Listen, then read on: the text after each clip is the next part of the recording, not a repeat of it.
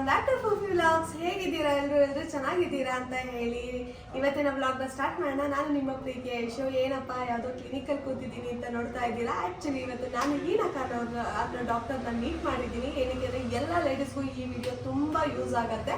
So menstruation cycle ಎಲ್ಲ ಲೇಡೀಸ್ಗೂ ಇದ್ದೇ ಇರುತ್ತೆ. ಸೊ ಆ ಟೈಮಲ್ಲಿ ಒಂದಷ್ಟು ಗೊಂದಲಗಳಿರುತ್ತೆ, ಕ್ವಶನ್ಸ್ ಇರುತ್ತೆ. ಆ ಸೈಕಲ್ ಹೇಗೆ ಫೇಸ್ ಮಾಡಬೇಕು ಅಂತ ಆ ಕ್ವಶನ್ಸ್ನ ಇವತ್ತು ನಾನು ಕೇಳ್ತಾ ಹೋಗ್ತೀನಿ, ಅವರು ನಂಗೆ ಆನ್ಸರ್ ಮಾಡ್ತಾರೆ. ಸೊ ನಿಮಗೂ ಅದು ಯೂಸ್ ಆಗತ್ತೆ ಅನ್ಸುತ್ತೆ.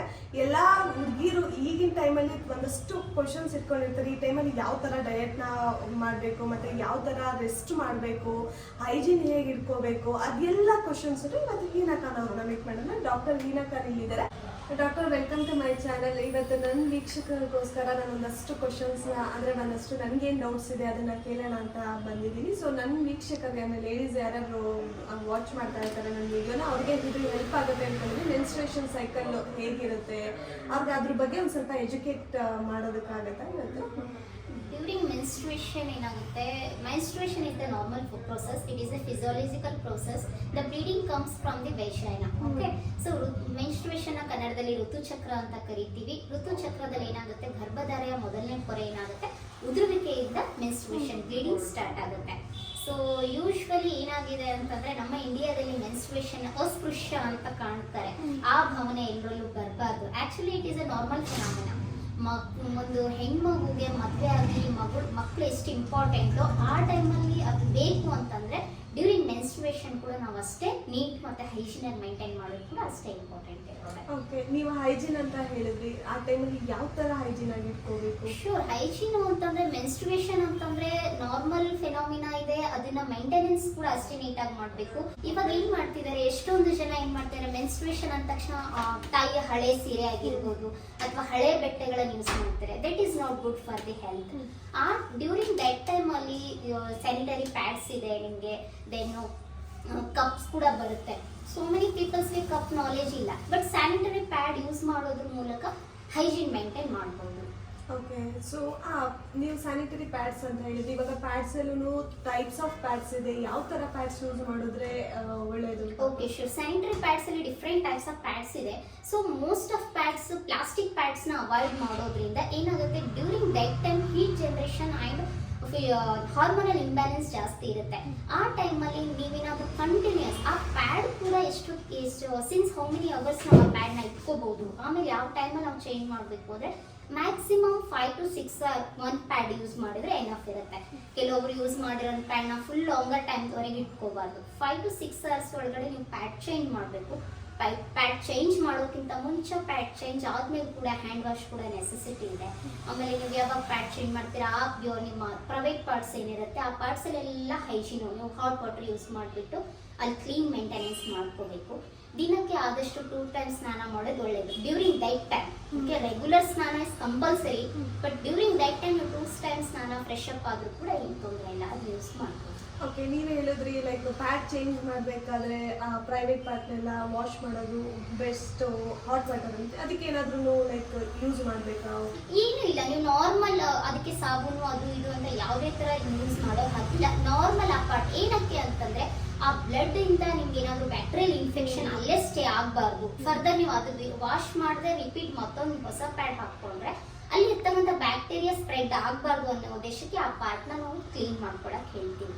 ಆಮೇಲೆ ತಗೊಂಡಾದ್ಮೇಲೆ ಸೆಕೆಂಡ್ ಥಿಂಗ್, ಸ್ಯಾನಿಟರಿ ಪ್ಯಾಡ್ಸ್ನ ಎಲ್ಲೋ ಅಲ್ಲಿ ಡಿಸ್ಪೋಸಲ್ ಮಾಡೋದು ಕೂಡ ಒಳ್ಳೆಯದಲ್ಲ. ಸ್ಯಾನಿಟರಿ ಪ್ಯಾಡ್ಸ್ನ ಪರ್ಟಿಕ್ಯುಲರ್ಲಿ ಅದರದೇ ಆದಂಥ ಒಂದು ಡಿಸ್ಪೋಸಲ್ ಕ್ರೈಟೇರಿಯಾ ಇದೆ. ಅದ್ರ ತಕ್ಕಂಗೆ ಇವಾಗ ಏನು ಮಾಡ್ತಾರೆ, ಕೆಲವೊಂದು ಜನ ವಾಶ್ರೂಮ್ ಅಲ್ಲೇ ಹಾಗೆ ಬಿಟ್ಬಿಡ್ತಾರೆ, ಇಲ್ಲ ಯಾರಿಗೂ ಆಚೆ ಈಚೆ ನೋಡ್ಬಿಟ್ಟು ಯಾರು ಕಾಣದೇ ಇರೋ ಪ್ಲೇಸಲ್ಲೆಲ್ಲ ಥ್ರೋ ಮಾಡ್ತಾರೆ. This is not good quality.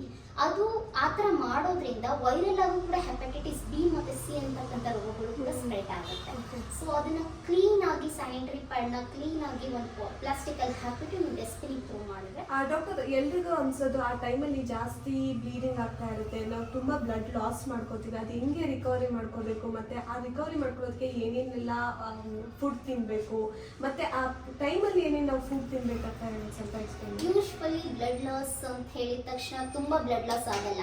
Normal phenomena ನೋಡಿದ್ರೆ ನೀವು 80 to 120 ml ನಿಮ್ಮ ಬ್ಲೀಡಿಂಗ್ 77 days ವರೆಗೆ ಆಗುತ್ತೆ. ಸಲ ಏನಾಗ್ತಿದೆ, ನಾವು ಎಷ್ಟೊಂದು ಸಮಸ್ಯೆಗಳು ಕಾಣ್ತಿದೀವಿ. ಮಂತ್ಲಿ 2 ಟೈಮ್ಸ್ ಪೀರಿಯಡ್ಸ್ ಆಗ್ತಾರೆ, ಕೆಲವೊಬ್ರು 2 ಮಂತ್ಸ್ ಒನ್ಸ್ ಆಗ್ತಾರೆ. It's everything because of hormonal imbalance. ಇದು ನಾರ್ಮಲ್ ಅಲ್ಲ. ಆಕ್ಚುಲಿ ನಾರ್ಮಲ್ ಅಂತಂದ್ರೆ 28 ಡೇಸ್ ಸೈಕಲ್ ನಿಮ್ದು ರಿಪೀಟ್ ಆಗಬೇಕು. ಫಸ್ಟ್ ಡೇ ಇಂದ 28 ಡೇಸ್ ವರೆಗೂ ಸೈಕಲ್ ರಿಪೀಟ್ ಆಗಬೇಕು. ಇಫ್ ಸಪೋಸ್ ನೀವೇನಾದ್ರೂ 28 ಡೇಸ್ ಅಲ್ಲಿ 2 ಟೈಮ್ಸ್ ರಿಪೀಟ್ ಆಗ್ತೀರಾ, ದಟ್ಸ್ ಆಲ್ಸೋ ಅಬ್ನಾರ್ಮಲ್. ಇಲ್ಲ 2 ಮಂತ್ಸ್ ಒಂದ್ಸಲ ಆಗ್ತೀರಾ ಅಂದ್ರೆ ದಟ್ಸ್ ಆಲ್ಸೋ ಅಬ್ನಾರ್ಮಲ್. ಈ ತರ ನಿಮ್ಗೆ ಸಮಸ್ಯೆ ಇತ್ತು ಅಂದ್ರೆ ನೀವು ನಿಮ್ಮ ಡಾಕ್ಟರ್ಸ್ ನ ಸಲಹೆ ತಗೋಬೇಕು. ಇದಕ್ಕೆ ಟ್ರೀಟ್ಮೆಂಟ್ ತಗೋಬೇಕಾಗಿರೋದು ಇಂಪಾರ್ಟೆಂಟ್. ಇದೇ ಫರ್ದರ್ ನೀವು ಬಿಟ್ರೆ ಇದು ನಿಮ್ಗೆ ಫರ್ದರ್ ಎನಿಥಿಂಗ್ ಪ್ರಾಬ್ಲಮ್ಸ್ ಆಗಿರ್ಬೋದು, ನಿಮ್ಮ ಹಾರ್ಮೋನಲ್ ಡಿಸ್ಟರ್ಬೆನ್ಸ್ ಆಗಿರ್ಬೋದು, ಅಥವಾ ಯುಟರಸ್ ಅಲ್ಲಿ ಏನಾದ್ರು, ಇಲ್ಲ ಅಂದ್ರೆ ಸಿಸ್ಟ್ ಫಾರ್ಮೇಶನ್, ಓವರಿಯನ್ ಸಿಸ್ಟ್ ಅಂತ ಬರುತ್ತೆ, PCOD, PCOS, ಈ ತರ ಯಾವುದೇ ಸಮಸ್ಯೆಗಳು ನೀವು ಫೇಸ್ ಮಾಡೋ ತರ ಬರುತ್ತೆ. ಆ ಥರ ಸಮಸ್ಯೆ ಇದ್ದಲ್ಲಿ ನಿಮಗೆ ನಿಮ್ಮ ಡಾಕ್ಟರ್ ಸಲಹೆ ತಗೋಬೇಕು. ಸೆಕೆಂಡ್ ಥಿಂಗ್, ಬ್ಲೀಡಿಂಗ್ ಲಾಸ್ ಆಯಿತು ಅಂತಂದರೆ ಫಿನಾಮಿನಾ ಏನಿದೆ, ನಿಮ್ಗೆ ಡ್ಯೂರಿಂಗ್ ಡೇಟ್ ಟೈಮ್ ಏನಾಗುತ್ತೆ, ಸ್ವಲ್ಪ ಲೈಟ್ ವೀಕ್ನೆಸ್ ಇರುತ್ತೆ. ಬಿಕಾಸ್ ನಿಮ್ಮ ಕ್ರ್ಯಾಂಪ್ಸ್ ಇರುತ್ತೆ, ನಿಮ್ಮ ಯುಟರಸ್ ಇಂದ ಬ್ಲೀಡಿಂಗ್ ಕಮ್ಔಟ್ ಆಗ್ತಿರ್ಬೇಕಾದ್ರೆ ಮಸಲ್ಸ್ ಕ್ರ್ಯಾಂಪ್ಸ್ ಇರುತ್ತೆ. ರಿಲ್ಯಾಕ್ಸೇಷನ್ ಆ್ಯಂಡ್ ಫ್ಲೆಕ್ಸೇಷನ್ಸ್ ಅನ್ನೋ ಟೈಮಲ್ಲಿ ಕ್ರ್ಯಾಂಪ್ಸ್ ಬಂದು ನಿಮಗೆ ಸುಸ್ತು ಅನ್ಸುತ್ತೆ. ದಟ್ ಸುಸ್ತು ಆಲ್ಸೋ ಕಾಮನ್. ಅದು ಯಾವ ಥರ ಇರಬೇಕು ಅಂತಂದರೆ ಟಾಲರೇಬಲ್ ಇರಬೇಕು. ನೀವು ಅದನ್ನ ಇಟ್ಕೊಂಡ್ಬಿಟ್ಟು, ಬಟ್ ಇವಾಗ ನವೇಡೇಸ್ ಏನಾಗ್ತಿದೆ, ಮಕ್ಕಳು ಪೀರಿಯಡ್ಸ್ ಆದ ತಕ್ಷಣ ಸ್ಕೂಲ್ ರಚನೆ ಮಾಡೋದು, ಆಕ್ಟಿವಿಟೀಸ್ನ ಹೋಲ್ಡಪ್ ಮಾಡ್ತಿರೋದು, that is not common. Why because ಅಂತಂದ್ರೆ ನಮ್ಮ ಕನ್ಸಂಪ್ಷನ್ ಆಫ್ ಫುಡ್ ಏನಿದೆ ಅದು ಜಂಕ್ ಫುಡ್ ಜಾಸ್ತಿ ಆಗಿದೆ. ಆಮೇಲೆ ನಾವು ಎಲ್ಲ ಫ್ರೈಡ್ ಐಟಮ್ಸ್ ತಿನ್ಕೊಳ್ತಿದ್ದೀವಿ. So during diet time liquid preferable is most important. ನೀವು ಎಷ್ಟು ಲಿಕ್ವಿಡ್ ಡಯಟ್ ತಗೊಳ್ತೀರಾ ಪೀರಿಯಡ್ಸ್ ಟೈಮಲ್ಲಿ ಅಷ್ಟು ನಿಮ್ಮ ಬಾಡಿಗೆ ಸ್ಟ್ರೆಂಥನ್ ಕೊಡುತ್ತೆ. ನಿಮ್ಮ ಬಾಡಿಯಿಂದ ಬ್ಲಡ್ ಲಾಸ್ ಆಗ್ತಿರ್ಬೇಕಾದ್ರೆ ಡಿಹೈಡ್ರೇಟ್ ಆಗ್ತಿರುತ್ತೆ. ಬಾಡಿ ಡಿಹೈಡ್ರೇಟ್ನ ಹೋಲ್ಡಪ್ ಮಾಡಬೇಕು ಅಂತಂದ್ರೆ ನೀವು any kind of liquid juice ಆಗಿರ್ಬೋದು, ORS ಆಗಿರ್ಬೋದು, ಈ ಥರ ಇಲ್ಲ ಎನಿ ಫ್ರೂಟ್ ಜ್ಯೂಸ್ ಕೂಡ ನೀವು ಪ್ರಿಫರ್ ಮಾಡ್ಬೋದು.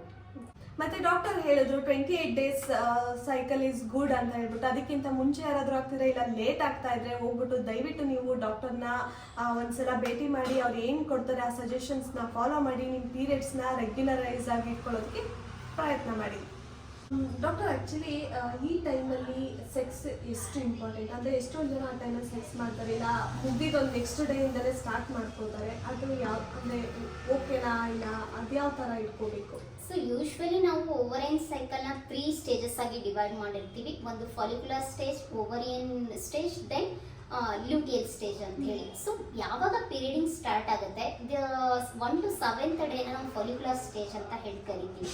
ಸೊ ಆ ಟೈಮಲ್ಲಿ ಬ್ಲೀಡಿಂಗ್ ಜಾಸ್ತಿ ಇರುತ್ತೆ. ಸೊ ಸೆಕ್ಸ್ ಅವಾಯ್ಡ್ ಮಾಡೋದ್ರಿಂದ ಒಳ್ಳೆಯದು, ಬಿಕಾಸ್ ಅನ್ಹೈಜಿನಿಕ್ ಪ್ಲೇಸ್ ಇರುತ್ತೆ. ಸೊ ವಿ ಹ್ಯಾವ್ ಕನ್ಸೀವ್ ಅಂತ ಹೇಳಿದ್ರೆ, ಇವಾಗ ಪ್ರೆಗ್ನೆಂಟ್ ಆಗ್ತಿದ್ದಾರೆ ಅಂದರೆ we have thinking for our future, okay, we have getting a baby and anything else.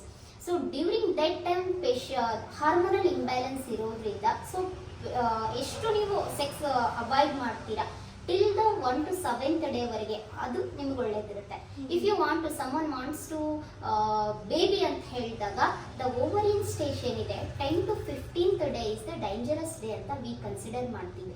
But who want to pregnant ಅಂದರೆ in this day they have to conceive ಅಂತ ಹೇಳಿ, there may be chances of conceive is more in this day 10 to 15th of her LMP. LMP in the sense beginning of our first menstrual day. So ಅದನ್ನು ನಾವು LMP ಅಂತ ಕರಿತೀವಿ. 10 to 15th day of ಮೆನ್ಸ್ಟ್ರುವೇಷನ್ ಅಲ್ಲಿ ನೀವೇನಾದರೂ conceive ಆಗ್ಲಿಕ್ಕೆ try ಮಾಡ್ತಿದ್ದೀರಾ ಅಂತಂದ್ರೆ ಆ ಟೈಮಲ್ಲಿ ನೀವು ಸೆಕ್ಸ್ ಮಾಡೋದ್ರಿಂದ there may be 90 to 95% chances ಇರುತ್ತೆ ನೀವು ಪ್ರೆಗ್ನೆಂಟ್ ಆಗುತ್ತೆ. ಓಕೆ ಡಾಕ್ಟರ್, ಇನ್ನೊಂದು ಏನಂತಂದ್ರೆ ಸ್ವಲ್ಪ ಜನ 3 ಡೇಸ್ ಸೈಕಲ್ ಇರುತ್ತೆ, ಸ್ವಲ್ಪ ಜನಕ್ಕೆ 5 ಡೇಸ್ ಇರುತ್ತೆ ಬ್ಲೀಡಿಂಗು, ಸ್ವಲ್ಪ ಜನಕ್ಕೆ 7 ಡೇಸ್ ಇರುತ್ತೆ. ಅದೇನಕ್ಕೆ ಇಂಬ್ಯಾಲೆನ್ಸ್? ಒಬ್ಬರಿಗೆ ಒಂದೊಂಥರ 3 days, 5 days, 7 days ಅಂದ್ರೆ ಯೂಶ್ವಲಿ ಫಾಲಿಕ್ಯುಲರ್ ಸ್ಟೇಜ್ನ ನಾವು 7 days ವರೆಗೆ ಕನ್ಸಿಡರ್ ಮಾಡ್ತೀವಿ. 1 to 7 days ಬ್ಲೀಡಿಂಗ್ ಇಸ್ ನಾರ್ಮಲೇ ಕನ್ಸಿಡರ್ ಮಾಡ್ತೀವಿ. 1 to 3 day ಬ್ಲೀಡಿಂಗ್ ಯಾರಿಗಾಗುತ್ತೆ ಅಂತಂದ್ರೆ ಯಾರಲ್ಲಿ ಚೆನ್ನಾಗಿ ಬ್ಲಡ್ ಇರುತ್ತೆ, ಹೂ ಆರ್ ಹೆಲ್ದಿ ಅಂತಂದ್ರೆ ಬಿಗಿನಿಂಗ್ 2 days ಬ್ಲೀಡಿಂಗ್ ಜಾಸ್ತಿ ಇರುತ್ತೆ ನಮ್ಮಲ್ಲಿ. ಜಾಸ್ತಿ ಇನ್ the sense 80 to 120 ml of bleeding ನಮ್ಮಲ್ಲಿ ಆಗೋದು ಹೋಲ್ ಸೈಕಲ್ ಅಲ್ಲಿ. ಸೊ ಬಿಗಿನಿಂಗ್ 3 days ಅಲ್ಲಿ ಆದ್ರೆ ಅವರು ಯೂಶ್ವಲಿ 4th 5th ಡೇಸ್ಗೆಲ್ಲ ಸ್ಟಾಪ್ ಆಗಿಬಿಡುತ್ತೆ. ಕೆಲವೊಬ್ಬರಿಗೆ ಬಿಗಿನಿಂಗ್ ಅಲ್ಲಿ ಎಟ್ ಎ ಟೈಮ್ ಆಗದೆ ಇರೋರಿಗೆಲ್ಲ slow bleeding 5th day continue ಆಗುತ್ತೆ. ಇಲ್ಲ ಅಂತಂದ್ರೆ ಟಿಲ್ 7 days ವರೆಗೂ ನಾವು ನಾರ್ಮಲ್ ಅಂತಾನೆ ಕನ್ಸಿಡರ್ ಮಾಡ್ತೀವಿ. ಬಟ್ ಯಾವ ಟೈಮಲ್ಲಿ ನಿಮ್ಗೆ ಹೆವಿ ಬ್ಲೀಡಿಂಗ್ ಆಗ್ತಿದೆ, ಲೈಕ್ ನಿಮಗೆ ಗಡ್ಡೆಸ್ ಥರ ಯಾವುದಾದ್ರೂ ಬ್ಲೀಡಿಂಗ್ಸ್ ಅಲ್ಲಿ ಕಾಣ್ತಿದೆ, ದಟ್ ಈಸ್ ನಾಟ್ ನಾರ್ಮಲ್ ಅಂತ ಕನ್ಸಿಡರ್ ಮಾಡ್ತೀವಿ. ಈ ಥರ ಕಂಟಿನ್ಯೂ ಆದರೆ ನೀವು ಮತ್ತೆ ಅನಿಮಿಕ್ ಆಗೋ ಚಾನ್ಸಸ್ ಇರುತ್ತೆ, ನಿಮ್ಮಲ್ಲಿ ರಕ್ತಹೀನತೆ ಆಗೋ ಚಾನ್ಸಸ್ ಇರುತ್ತೆ. ಈ ಥರ ನಿಮ್ಗೆ ಏನಾದರೂ ಕಾಣಿಸಿದ್ರೆ ನೀವು ಡಾಕ್ಟರ್ ಸಲಹೆನ ತಗೋಬಹುದು. ಓಕೆ, ಮತ್ತೆ ಈ ಟೈಮಲ್ಲಿ ಪೇನ್ಸ್ ಬರುತ್ತೆ ಒಬ್ಬೊಬ್ಬರಿಗೆ, ಲೈಕ್ ಥೈಸ್ ಪ್ರಾಬ್ಲಮ್ ಇರುತ್ತೆ, ಇಲ್ಲ ಬ್ಯಾಕ್ ಪೇನ್ ಇರುತ್ತೆ, ಇಲ್ಲ ಸ್ಟೊಮಕ್ ಪೇನ್ ಇರುತ್ತೆ, ಇಲ್ಲ ಒಬ್ಬರಿಗೆ 3 ಪೇನು ಒಟ್ಟಿಗೆ ಇರುತ್ತೆ. ಅದನ್ನ ಯಾವ ಥರ ಅದಕ್ಕೆ ಅವಾಯ್ಡ್ ಮಾಡಬೇಕು, ಆ ಪೇನ್ಸ್ನ ತಡಿಬೇಕು, ಟಾಲರೇಟ್ ಮಾಡಬೇಕಂತ ಟ್ಯಾಬ್ಲೆಟ್ಸ್ ತಗೋತಾರೆ, ಪೇನ್ ಕಿಲ್ಲರ್ ಟ್ಯಾಬ್ಲೆಟ್ಸ್. ಅದು ಒಳ್ಳೇದಾ? ಏನು ಸೈಡ್ ಎಫೆಕ್ಟ್ಸ್ ಇಲ್ವಾ? ಸೈಡ್ ಎಫೆಕ್ಟ್ಸ್ ಅಂತ ಇಲ್ಲ. ಯೂಶ್ವಲಿ ನಾರ್ಮಲ್ ಕ್ರ್ಯಾಂಪ್ಸ್ ನಾನು ಹೇಳಿದ್ದೀನಿ, ಗರ್ಭಾವಸ್ಥೆಯಲ್ಲಿ ಏನಿರುತ್ತೆ ಯುಟರಸ್ ಕ್ರ್ಯಾಂಪ್ಸ್ ಆಗ್ತಿರುತ್ತೆ ಡ್ಯೂ ಟು ಹಾರ್ಮೋನಲ್ಸ್ ಇಂದ. ನಾರ್ಮಲ್ ಟಾಲರೇಬಲ್ ಪೇನ್ ಇತ್ತು ಅಂತಂದ್ರೆ ಯಾವುದೇ ನೀವು ಮೆಡಿಸಿನ್ ಹೋಗೋ ಅವಶ್ಯಕತೆ ಇಲ್ಲ. ನಾರ್ಮಲಿ ನೀವು ವರ್ಕಲ್ಲಿ ನೀವು ಯೂಶ್ವಲ್ ವರ್ಕಿಂಗ್ ಇದ್ದೀರಾ ಅಂದ್ರೆ ತೊಂದರೆ ಇಲ್ಲ. ನಿಮಗೆ ಅನ್ಟಾಲರೇಬಲ್ ಪೇನ್ ಇದೆ ಅಂತಂದ್ರೆ you go for the painkillers 1 or 2 ತಗೋಬಹುದು. ಬಟ್ ಹ್ಯಾಬಿಚುವಲ್ ಆಗಿ ಕಂಟಿನ್ಯೂ ಮಾಡೋದು ಕೂಡ ಒಳ್ಳೇದಲ್ಲ. ನೀವು ಸ್ವಲ್ಪ ಎಷ್ಟು ಟಾಲರೇಟ್ ಆಗುತ್ತೆ ಅಷ್ಟು ಟಾಲರೇಟ್ ಮಾಡೋದು ಕೂಡ ಒಳ್ಳೇದೇ. ಮತ್ತೆ ನೀವು ಅವಾಗಲೇ ಹೇಳ್ದಂಗೆ ಈ ಟೈಮಲ್ಲಿ ನಮ್ದು ಯಾವುದೇ ಆಕ್ಟಿವಿಟೀಸ್ ಏನು ಸ್ಟಾಪ್ ಮಾಡೋದು ಬೇಡ, ಎಲ್ಲ ಆಕ್ಟಿವಿಟೀಸ್ನು ಮಾಡ್ತಾ ಹೋಗ್ಬೇಕು ಅಂತ ಹೇಳಿದ್ರು, ಅದು ಕೂಡ ಹೆಲ್ದಿ ಅಂತ ಹೇಳಿದ್ರಲ್ಲ. ಯೂಶ್ವಲಿ ನೀವು ಆ ಟೈಮಲ್ಲಿ ಡ್ಯೂರಿಂಗ್ ಟೈಮಲ್ಲಿ ನಿಮ್ಗೆ ಏನು ಅಂತಂದ್ರೆ ಎಕ್ಸಸೈಸ್ ಅವಾಯ್ಡ್ ಮಾಡಬೇಕಾಗುತ್ತೆ. ಎಕ್ಸಸೈಸ್ ಏನಕ್ಕೆ ಅವಾಯ್ಡ್ ಮಾಡಬೇಕು ಅಂತಂದ್ರೆ ನಾವು ಎಕ್ಸಸೈಸ್ ಟೈಮಲ್ಲಿ ನಮ್ಮ ಸ್ಟ್ರೆಂತ್ಗಿಂತ ಜಾಸ್ತಿ ಸ್ಟ್ರೆಂತ್ ಅಲ್ಲಿ ಯೂಸ್ ಮಾಡ್ತಿರ್ತೀವಿ body fitness purpose. But that is avoid. ಅಲ್ಲಿ ಏನಾಗುತ್ತೆ, ನಮ್ಮ ಬಾಡಿ ಇಂಬ್ಯಾಲೆನ್ಸ್ ಆಗಿರೋದ್ರಿಂದ ಆ ಟೈಮಲ್ಲಿ ನೀವೇನಾದ್ರೂ ಎಕ್ಸಸೈಸ್ ಕಂಟಿನ್ಯೂ ಮಾಡಿದ್ರೆ ನೀವು ಗಿಟಿನೆಸ್ ಫೀಲ್ ಮಾಡ್ತೀರಾ. ಆಲ್ರೆಡಿ ಬಾಡಿ ಡಿಹೈಡ್ರೇಟ್ ಇರುತ್ತೆ.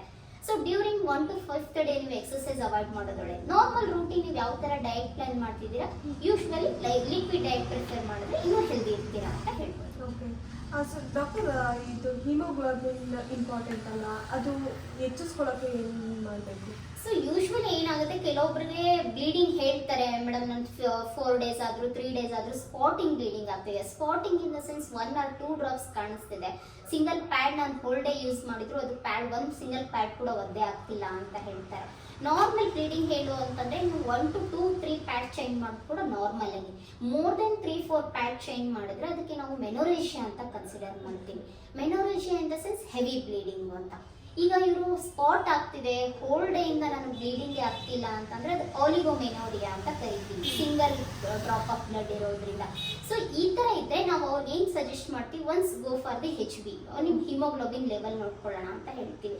ಸಪೋಸ್ ಯಾರೆಲ್ಲಾದ್ರೂ ಹಿಮೋಗ್ಲೋಬಿನ್ ಲೆವೆಲ್ ಕಡಿಮೆ ಇತ್ತು ಅಂತಂದ್ರೆ ಅವ್ರಿಗೆ ಪ್ರಾಪರ್ ಫುಡ್ ಅಥವಾ ಡಯಟ್ ಇಲ್ಲದೆ ಇರೋ ಟೈಮಲ್ಲಿ ಬ್ಲೀಡಿಂಗ್ ಪ್ರಾಪರ್ ಆಗಿ ಆಗಲ್ಲ. ಸೊ ಅದನ್ನ ನಾವು ರೂಲ್ ಔಟ್ ಮಾಡ್ಕೊಳ್ಳಿಕ್ಕೆ ಸೊ ಸೆಕೆಂಡ್ ಸಪ್ಲಿಮೆಂಟರೀಸ್ ನಾವು ಕೊಡ್ಬೋದು. ಅವ್ರಿಗೆ ಮಲ್ಟಿವಿಟಮಿನ್ ಸಪ್ಲಿಮೆಂಟರೀಸ್ ಆಗಿರ್ಬೋದು ಅಥವಾ ಐರನ್ ಸಿರಪ್ ಆಗೋ ಆ ಥರ ಕೊಟ್ಬಿಟ್ಟು ಅವ್ರನ್ನ ಹೆಲ್ದಿಯಾಗಿ ಮಾಡ್ಬೋದು. ಓಕೆ ಡಾಕ್ಟರ್, ಆ್ಯಕ್ಚುಲಿ ಇನ್ನೊಂದು ಏನು ಕ್ವಶನ್ಸ್ ಅಂತಂದರೆ, ಆ ಟೈಮಲ್ಲಿ ಎಲ್ಲ ಹುಡುಗಿರು ಸ್ವಲ್ಪ ಜಾಸ್ತಿ ಫ್ರಸ್ಟ್ರೇಟ್ ಆಗ್ತಾರೆ, ಮೂಡ್ ಸ್ವಿಂಗ್ ಜಾಸ್ತಿ ಇರುತ್ತೆ, ಅದೇನಕ್ಕಾಗುತ್ತೆ ಅಂತ? ಮೂಡ್ ಸ್ವಿಂಗ್ ಏನಕ್ಕಾಗುತ್ತೆ ಅಂತಂದ್ರೆ ಆ ಟೈಮಲ್ಲಿ ಕಂಫರ್ಟೇಬಲ್ ಇರ್ತಾರೆ, ಯೂಶ್ವಲಿ ಅವ್ರು ಕಂಫರ್ಟೇಬಲ್ ಇರಲ್ಲ. ಸೊ ಅವ್ರಿಗೆ ಬ್ಲೀಡಿಂಗ್ ಹೆವಿ ಆಗ್ತಿದೆ ಅನ್ನೋ ಸಿಚುವೇಶನ್ಸ್ ಇತ್ತು ಅಂತಂದ್ರೆ, ಆಮೇಲೆ ಅವ್ರು ಯೂಸ್ ಮಾಡುವಂತ ಪ್ಯಾಡ್ಸ್ ಕೂಡ ಅವ್ರಿಗೆ ಕಂಫರ್ಟೇಬಲ್ ಇರಬೇಕು. ಅವ್ರು ಏನಾದ್ರೂ ಸುಮ್ಮನೆ ಇವಾಗ ವೆರೈಟೀಸ್ ಆಫ್ ಪ್ಯಾಡ್ಸ್ ಸಿಗುತ್ತೆ ನಿಮಗೆ, ಲೋ ಕ್ವಾಲಿಟಿ ಸಿಗುತ್ತೆ, ಹೈ ಕ್ವಾಲಿಟಿ ಸಿಗುತ್ತೆ. ಸೊ ಅವ್ರು ಯೂಸ್ ಮಾಡುವಂತ ಪ್ಯಾಡ್ಸ್ ಕಂಫರ್ಟ್ ಇಲ್ಲ ಅಂತಂದ್ರೂ ಕೂಡ ಅವ್ರಿಗೆ ಇರಿಟೇಟ್ ಆಗುತ್ತೆ. ಎಷ್ಟೊಂದು ಜನಕ್ಕೆ ನಾವು ನೋಡ್ತಿದೀವಿ, they are not using proper maintenance of pad ಇದ್ದಾಗ ಅವ್ರಿಗೆ UTI ಪ್ರಾಬ್ಲಮ್ ಚಾನ್ಸಸ್ ಇರುತ್ತೆ. ಯೂರಿನರಿ ಟ್ರ್ಯಾಕ್ಟ್ ಇನ್ಫೆಕ್ಷನ್ ಆಗಿರ್ಬೋದು, ಇಲ್ಲ ಅಂತಂದ್ರೆ ರೀಪ್ರೊಡಕ್ಟಿವ್ ಟ್ರ್ಯಾಕ್ಟ್ ಇನ್ಫೆಕ್ಷನ್ ಆಗಿರ್ಬೋದು, ಇಲ್ಲ ಅಂದ್ರೆ there may be chances of cancer also nowadays because unhygienic maintenance ಇರೋದ್ರಿಂದ ಕ್ಯಾನ್ಸರ್ ಚಾನ್ಸಸ್ ಕೂಡ ಜಾಸ್ತಿ ಇದೆ. ಇಲ್ಲ ಅಂತಂದ್ರೆ ಅವ್ರಿಗೆ ಟಾಕ್ಸಿಕ್ ಶಾಕ್ ಸಿಂಡ್ರೋಮ್ ಅಂತ ಕರಿತೀವಿ. ಟಾಕ್ಸಿಕ್ ಶಾಕ್ ಸಿಂಡ್ರೋಮ್ಸ್ ಅಲ್ಲಿ ಏನಾಗುತ್ತೆ, ಬ್ಯಾಕ್ಟೀರಿಯಲ್ ಇನ್ಫೆಕ್ಷನ್ ಜಾಸ್ತಿ ಆಗ್ಬಿಟ್ಟು ಅವ್ರಿಗೆ ಅನ್ಹೈಜಿನಿಕ್ ಫೀಲ್ ಆಗಿ ಅವ್ರು ಸ್ಯಾಟಿಸ್ಫೈಡ್ ಇರೋದಿಲ್ಲ. ಸೊ ಆ ತರ ಇದ್ದಾಗ ಕೂಡ ನಾವು ಡಿಫ್ರೆಂಟ್ ಕೈಂಡ್ ಆಫ್ ಪ್ರಾಬ್ಲಮ್ಸ್ ಮತ್ತೆ ಡಿಸೀಸ್ ಕೂಡ ನಾವು ನೋಡ್ತೀವಿ. ಮೇಡಮ್, ಇನ್ನೊಂದು ಆ ಟೈಮಲ್ಲಿ ಆ್ಯಕ್ಚುಲಿ ನಾನು ಕೂಡ ಅಬ್ಸರ್ವ್ ಮಾಡಿದ್ದೀನಿ, ಆ ಟೈಮಲ್ಲಿ ಜಾಸ್ತಿ ಕ್ರೇವಿಂಗ್ಸ್ ಆಗುತ್ತೆ, ಚಾಕ್ಲೇಟ್ಸ್ ತಿನ್ನೋಣ, ಐಸ್ ಕ್ರೀಮ್ ತಿನ್ನೋಣ ಕ್ರೇವಿಂಗ್ಸ್ ಆಗುತ್ತೆ, ಅದೇನಕ್ಕೆ ಆಗುತ್ತೆ ಅಂತ? ಅದು ಇನ್ನು ನಿಮ್ಗೆ ನಾರ್ಮಲ್, ಬಿಕಾಸ್ ಏನಕ್ಕೆ ಅಂತಂದ್ರೆ we are feeling bad in that, unhygienic ಇರ್ತೀವಿ. ಸೊ ನಮ್ಗೆ ಫುಡ್ ನೋಡಿದ್ರೆ ಅಲರ್ಜಿ ಅನ್ಸುತ್ತೆ. ಸೊ ನಾವು ನಾರ್ಮಲ್ ಆಗಿ ಯಾವ ತರ ಡಯಟ್ ಮೇಂಟೈನ್ ಮಾಡ್ತೀವಿ ಆ ತರ ನಾವು ತಿನ್ಕೊಳಿಕ್ ಹೋಗಲ್ಲ. ಸ್ಮಾಲ್ ಐಟಮ್ಸ್ ನ ತಿನ್ಕೊಂಡು ಹೋಗ್ಬಿಡೋಣ ಅಂತ ಹೇಳಿ. ಬಟ್ ಆ ತರ ಚಾಕ್ಲೇಟ್ಸು ಅದಕ್ಕೆ ಮೂವ್ ಆಗೋಕ್ಕಿಂತ ಬದಲು ನೀವು ನಾರ್ಮಲ್ ಡಯಟ್, ರೆಗ್ಯುಲರ್ ಡಯಟ್ಗಿಂತ ಲಿಕ್ವಿಡ್ ಜ್ಯೂಸ್ ಅದನ್ನ ತಗೊಂಡ್ರೆ ನಿಮ್ಗೆ ಇನ್ನೂ ಒಳ್ಳೆಯದು. ಅದು ಕ್ರ್ಯಾಂಪ್ಸ್, ಅದು ಚಾಕ್ಲೇಟ್ಸ್ ಅದು ತಿನ್ಕೊಳ್ಳೋದ್ರಿಂದ, ಜ್ಯೂಸ್ ತಿನ್ಕೊಳ್ಳೋದ್ರಿಂದ ಬಾಡಿ ಮೇಂಟೆನೆನ್ಸ್ ಇನ್ನೂ ಚೆನ್ನಾಗಿರುತ್ತೆ. ಓಕೆ, ಸೊ ನಿಮ್ಗೆ ಗೊತ್ತಾಯ್ತಲ್ಲ ಏನಂತಂದ್ರೆ ಈ ಟೈಮಲ್ಲಿ ಜಾಸ್ತಿ ಅಂದ್ರೆ ಜಂಕ್ ಫುಡ್ನ ಅವಾಯ್ಡ್ ಮಾಡಿ ಹೆಲ್ದಿ ಫುಡ್ನ ತಿನ್ನೋದಕ್ಕೆ ಟ್ರೈ ಮಾಡಿ. ಥ್ಯಾಂಕ್ ಯು ಡಾಕ್ಟರ್, ನನಗೆ ಇನ್ಫಾರ್ಮೇಶನ್ ಕೊಟ್ಟಿದ್ದಕ್ಕೆ. ಇದು ನನ್ನ ವೀಕ್ಷಕರಿಗೂ ಕೂಡ ತುಂಬ ಹೆಲ್ಪ್ ಆಗುತ್ತೆ, ಸಾಕಷ್ಟು ವಿಷಯ ತಿಳಿಸ್ಕೊಟ್ರಿ. ಸೊ ನಿಮ್ಗೆ ಏನಾದರೂ ಲೈಕ್ ನೀವು ಈ ಸೆಷನ್ ನೋಡ್ಕೊಂಡು ಬಂದ್ರಿ, ಏನೇನು ಡೌಟ್ಸ್ ಏನಾದರೂ ಇದ್ದರೆ ನೀವು ನನಗೆ ಕಮೆಂಟ್ ಮೂಲಕ ತಿಳಿಸಿ. ನಾನು ಈ ಡಾಕ್ಟರ್ ಹತ್ರ ಮತ್ತೆ ಬಂದ್ಬಿಟ್ಟು ನಿಮ್ಮ ಡೌಟ್ಸ್ನ ಕ್ಲಾರಿಫೈ ಮಾಡೋದಕ್ಕೆ ನೋಡ್ತೀನಿ. ಮತ್ತು ಡಾಕ್ಟರ್ ಹತ್ರ ನೀವು ಮಾತಾಡಬೇಕಾದ್ರೆ ನಿಮಗೆ ಗೊತ್ತಾಗಿದೆ ಫಸ್ಟು ಫುಡ್ ಏನು ಮೇಂಟೈನ್ ಮಾಡಬೇಕಂತ. ಲಿಕ್ವಿಡ್ ಫುಡ್ ತೊಗೊಳ್ಳಿ. ನೆಕ್ಸ್ಟು ನಾವು ಯೂಸ್ ಮಾಡೋ ಅಂಥ ನ್ಯಾಪ್ಕಿನ್ಸ್ ಅಂದರೆ ಸ್ಯಾನಿಟರಿ ಪ್ಯಾಡ್ಸು ಕ್ವಾಲಿಟಿದು ಯೂಸ್ ಮಾಡಬೇಕು. ಪ್ಲಾಸ್ಟಿಕ್ ಅಂತ ಇರೋದನ್ನ ಅವಾಯ್ಡ್ ಮಾಡಿ.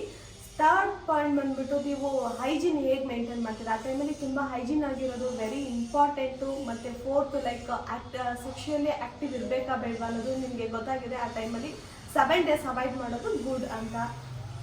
ಇಲ್ಲಿಗೆ ನಾನು ಈ ಸೆಷನ್ನ ಮುಗಿಸ್ತಾ ಇದ್ದೀನಿ. ಮತ್ತು ನಿಮಗೆ ಬೇರೆ ಯಾವುದಾದ್ರೂ ಟಾಪಿಕ್ ಬಗ್ಗೆ ಗೊತ್ತಾಗಬೇಕು, ಯಾವುದಾದ್ರೂ ವಿಷಯದ ಬಗ್ಗೆ ತಿಳ್ಕೋಬೇಕು ಡಾಕ್ಟರ್ನ ಅಂತ ಹೇಳಿ ನನಗೆ ಕಮೆಂಟ್ ಮಾಡಿ. ನಾನು ಬಂದು ಡಾಕ್ಟರ್ನ ವಿಸಿಟ್ ಮಾಡ್ತೀನಿ, ನಿಮಗೆ ಆ ಇನ್ಫಾರ್ಮೇಷನ್ ಬಗ್ಗೆ ತಿಳಿಸೋದಕ್ಕೆ ಟ್ರೈ ಮಾಡ್ತೀನಿ.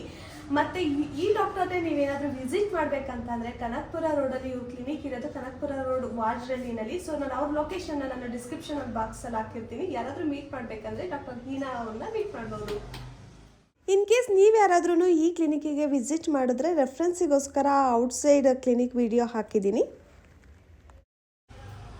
ಐ ಹೋಪ್ ಈ ವಿಡಿಯೋ ನಿಮಗೆ ಹೆಲ್ಪ್ ಆಗುತ್ತೆ ಅಂತ ಹೇಳಿ ಇವತ್ತಿನ ವ್ಲಾಗ್ನ ಇಲ್ಲಿಗೆ ಮುಗಿಸ್ತಾ ಇದ್ದೀನಿ. ಯಾರೆಲ್ಲ ನನ್ನ ವಿಡಿಯೋ ನೋಡ್ತಾ ಇದ್ದೀರಾ, ಇಷ್ಟ ಆಗಿದ್ರೆ ಲೈಕ್ ಮಾಡಿ, ಶೇರ್ ಮಾಡಿ, ಸಬ್ಸ್ಕ್ರೈಬ್ ಮಾಡಿ. ನೆಕ್ಸ್ಟ್ ಸಿಗೋಣ ಮುಂದಿನ ವ್ಲಾಗ್ಲಿ. ಅಂಟಿಲ್ ದೆನ್ ಟೇಕ್ ಕೇರ್, ಬಾಯ್.